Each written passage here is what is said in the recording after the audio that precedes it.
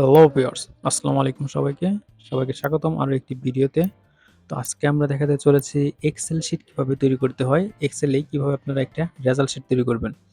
তো দেখেন আমি এটাকে ১ম এ কন্ট্রোলে চাপ দিয়ে জুম করে নিয়েছি। জুম করার পর দেখেন এখানে আমরা অনেকগুলা সাবজেক্টের ৩ টা কি ৪ টা সাবজেক্টের করেছি। Bangla, English, mathematics, ICT. তারপর টোটাল মার্কস বের করছি। এগুলো সবগুলোর জিপি বের করছি। তারপর এগুলার গ্রেড বের করছি, টোটাল জিপি বের করছি।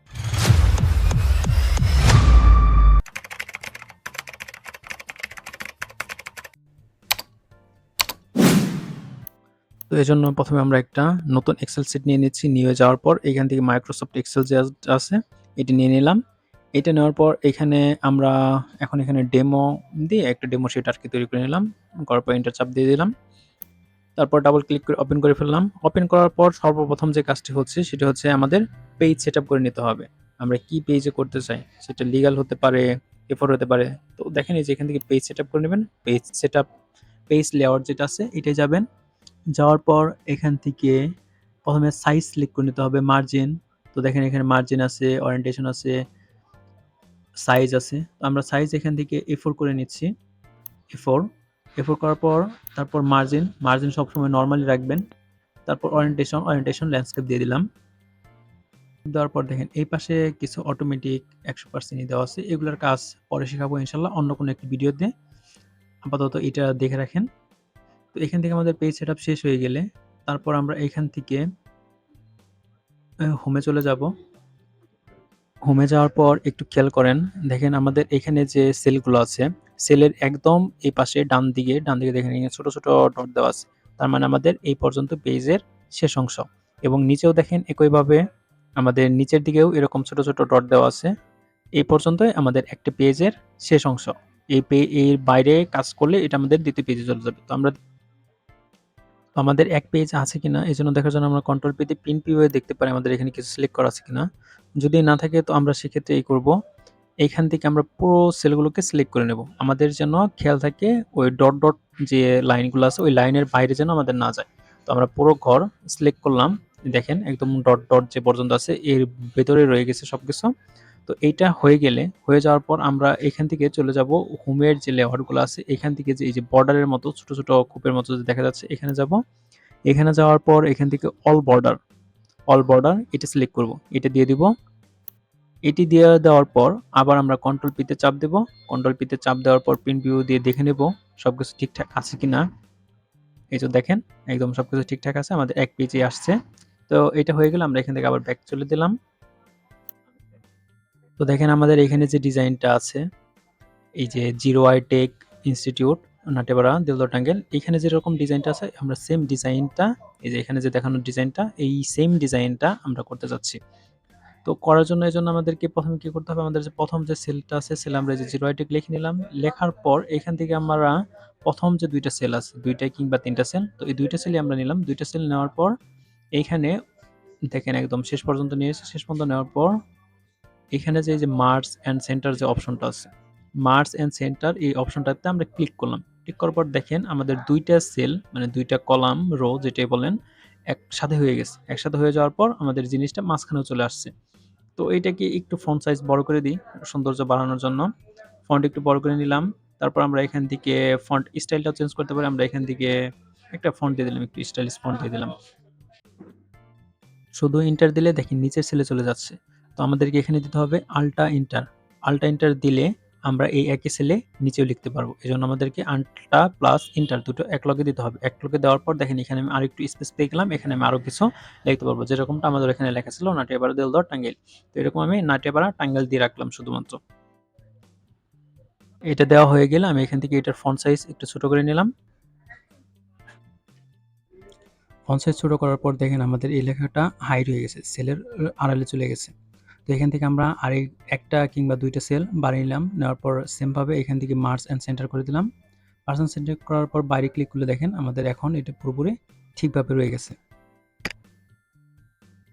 তো এই তো এখান থেকে ডাবল ক্লিক করে আমরা আমাদের কাজ শুরু করে দিলাম। এখানে ১ম এ সিরিয়াল দেওয়ার পর এখান থেকে এন্টার দিলে পরের লাইনে চলে যাচ্ছে। এই কারণে এখানে আল্টা প্লাস এন্টার দিতে হবে।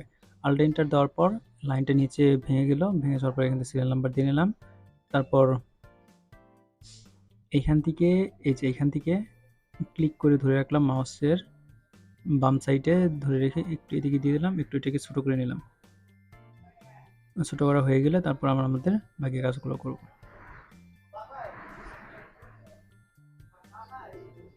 তারপর এখানে আমরা নেম দিলাম। এই সেলটা, নামের সেলটা আমাদের একটু বড় দিতে হবে, এই কারণে আমরা এখান থেকে ক্লিক করার পর সেলটাকে একটু বড় করে দিলাম।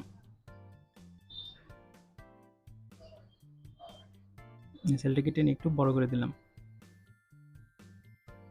দেখেন আমাদের এই লেখাটা একদম যে এই দিকে বাম দিকে যে বর্ডারটা আছে বর্ডারের পুরোপুরি লেগে রয়েছে, এখানে এটাকে আমরা মাঝখানে করে দিলাম।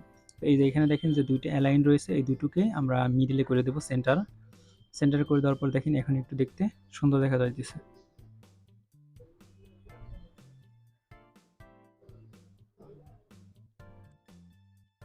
এখান থেকে আমরা আমাদের যে সাবজেক্টগুলো আছে সেগুলো লিখব। তো দেখেন এখানে আমাদের বাংলা সাবজেক্টের নিচে মার্কস প্লাস জিপি আছে, তো ঠিক একইভাবে এখানেও আমরা লিখব। এজন্য প্রথমে বাংলা লিখে নিলাম। বাংলা দেখেন আমাদের এখানে বাংলার নিচে দুইটা সেল লাগবে, দুইটা সেল, একটা থাকবে আমাদের মার্ক আর একটা থাকবে জিপি। তো এই জন্য আমাদেরকে বাংলার যে দুইটা সেল আছে, বাংলার ডান দিকে যে সেলটা আছে এই দুইটা সেল আমরা প্রথমে সিলেক্ট করে নিলাম। সিলেক্ট করার পর এই দুটোকে মার্জ অ্যান্ড সেন্টার করে দিলাম। মার্জ অ্যান্ড সেন্টার করে দেওয়ার পর দেখেন এটার নিচে আমরা দুইটা সেল পেয়ে গেলাম। একইভাবে ইংলিশের ক্ষেত্রেও একইভাবে দুইটাকে মার্জ অ্যান্ড সেন্টার করে দিলাম। তারপর বাকি যে সাবজেক্টগুলো আছে সেই সাবজেক্টগুলোকে একইভাবে করে ফেলবো আমরা। তো দেখেন আমাদের সাবজেক্টের কাজ শেষ হয়ে গেলে আমরা যখন দ্বিতীয় লাইনে কাজ করতে যাবো, তো দেখেন এখানে সিরিয়াল নাম্বারের এখানে নিচের যে সেল, এই সেল আমাদের একই রকমভাবে মার্জ করে নিতে হবে। তো সিরিয়াল নাম্বার প্লাস নিচের যে সেল, এই দুটো সেলকে আমরা একত্র করে নিলাম। নেমের ক্ষেত্রে একই করলাম, কিন্তু বাংলা, ইংলিশ এবং আইসিটি আমরা যে সাবজেক্টগুলোর নিচে যে সেলগুলো আছে এই সেলগুলো থেকে যাবে। এখানে আমরা মার্ক, তারপর আমাদের যে জিপিএটা আছে এই জিপিএটা লিখবো, বা আমরা এখানের যে জিপিএটা পয়েন্ট আছে এই জিপি পয়েন্টগুলো বসাবো। এই কারণে আমাদের এই সেলটা লাগবে বা এই কলামটা লাগবে। সাবজেক্টগুলোর নাম লেখা শেষ হয়ে গেলে, মার্ক জিপি দেওয়া শেষ হয়ে গেলে এখানে আমাদের লাগবে মার্ক টোটাল মার্কস লেখার পর আমাদের একইভাবে এই সেলটাকে একটু বড় করে নেই। সেলটাকে বড় করার পর এই সেলটাকে বড় করা হয়ে গেলে তারপর আমাদের টোটাল মার্কসের পরে দিতে হবে টোটাল জিপিএ বা শুধু জিপিএ। জিপি দেওয়ার পর আমাদের যে গ্রেড পয়েন্ট এ প্লাস বা মাইনাস এই ধরনের যে গ্রেড পয়েন্ট আছে এটা দেওয়া লাগবে। তো এইভাবে এই সেলগুলোকেও মার্জ করে দিতে হবে নিচেরটার সাথে, নিচের সেলের সাথে উপরের সেল মার্জ করে দিলাম। মার্জ করে দেওয়া হয়ে গেলে এই সব কয়টাকে সিলেক্ট করে এখান থেকে মিডলে দিয়ে দেবো, অ্যালাইনমেন্ট মিডল করে দেবো। তারপর এখানে সিরিয়াল নাম্বারে আসার পর সিরিয়াল নাম্বার এখানে 1 তার নিচে 2 এরকম দেওয়ার পর এই দুইটাকে সিলেক্ট করব, এই দুইটাকে সিলেক্ট করব। দুইটাকে সিলেক্ট করার পর নিচে দেখেন এখানে একটা আইকন আসবে প্লাস আইকনের মতো, তারপর ওইটাকে ধরে নিচে ড্র্যাগ অ্যান্ড ড্রপ করে দেব। আমাদের যতগুলো সেল লাগবে ওই পর্যন্ত ড্র্যাগ অ্যান্ড ড্রপ করে দেবো। ড্র্যাগ অ্যান্ড ড্রপ করলে দেখবেন যে এখানে অটোমেটিক সিরিয়ালে নাম্বারগুলো বসে যাবে। নাম্বারগুলো বসে যাওয়ার পর এখান থেকে আবার সবগুলোকে সিলেক্ট করব। সিলেক্ট করার পর একইভাবে অ্যালাইনমেন্ট করে দেব মিডলে। মিডলে অ্যালাইনমেন্ট করা হয়ে গেলে তারপর আমাদের এখানে যে নেমের যে সেলটা আছে এই নেমের সিরিয়ালে আমরা আমাদের যে স্টুডেন্টগুলো আছে তাদের নাম লিখবো একটা একটা করে। তো আমরা 10 জন স্টুডেন্ট নাম লিখে দ্রুত আপনাদের সাথে আসছি। সবার নামগুলো লেখা শেষ হয়ে গেলে সবকটাকে সিলেক্ট করে একইভাবে অ্যালাইনমেন্ট করে মিডলে দিয়ে দিলাম। তারপর এখান থেকে যে মার্কগুলো আছে এই সবকটা সেলকে আগে সিলেক্ট করে নিলাম। সিলেক্ট করার পর এখান থেকে আগেই অ্যালাইন করে নিলাম, যার কারণে আমাদের বারবার অ্যালাইন করতে হবে না। তো এখান থেকে আমি সবার আনুমানিক মার্ক দিয়ে দিচ্ছি। মার্ক দিয়ে তারপর আবার আপনাদের সাথে আসছে।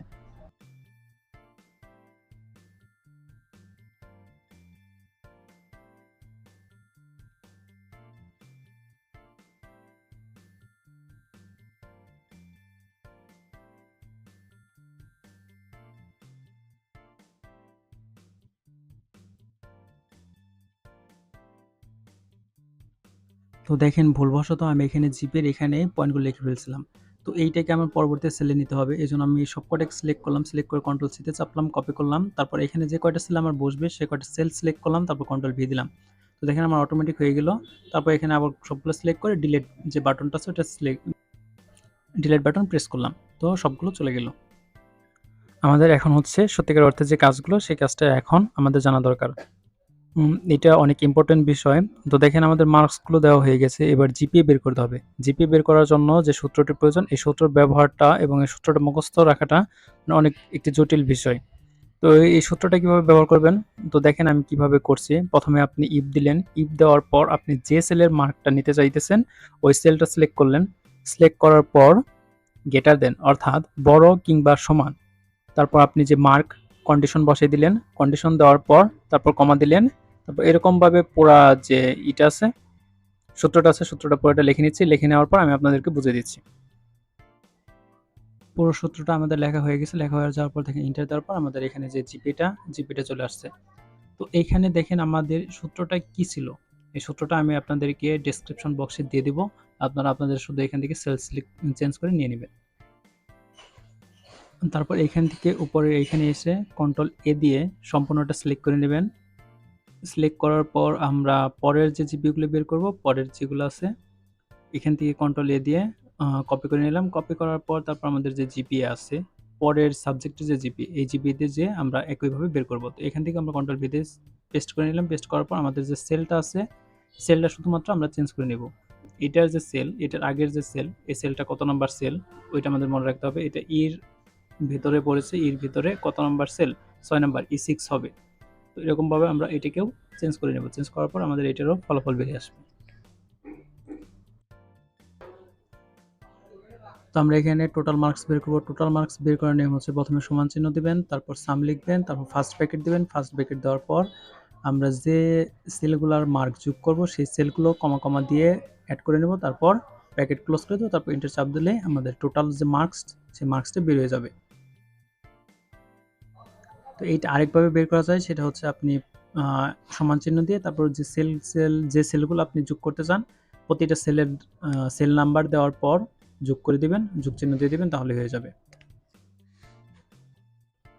তারপর দেখেন টোটাল যে জিপিএটা আছে, টোটাল জিপিএ এর যে সূত্রটা, এই সূত্রটা আমরা মূলত ইফ আর যে অর আছে, এই দুইটার ব্যবহার করেছি। তো ইফ দেওয়ার পর তারপর ফার্স্ট ব্র্যাকেট, তারপর অর, তারপর ফার্স্ট ব্র্যাকেট, তারপরে আমরা যে আগের সেল